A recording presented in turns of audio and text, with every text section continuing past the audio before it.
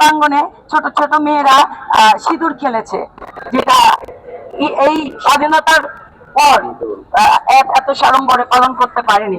আর সেই প্রতিবেশী রাষ্ট্র শুভেন্দু না বললেই নয়, মিল্টন শুভেন্দু বারবার বলে বাংলাদেশের হিন্দুরা নাকি শান্তিতে নেই। শান্তিতে না থাকলে আমরা সাড়ম্বরে দুর্গোৎসব পালন করলাম কিভাবে? তরুণের কথাই বলি, তরুণ যেই দাতা দিল আমাদের পূজা 33,000 হয়েছে, তাহলে কিভাবে হলো?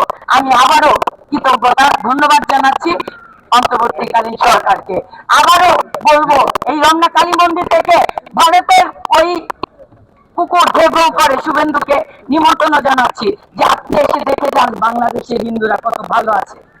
আমি আপনাদের নিমন্ত্রণ জানাচ্ছি রমনা কালী মন্দিরের পক্ষ থেকে।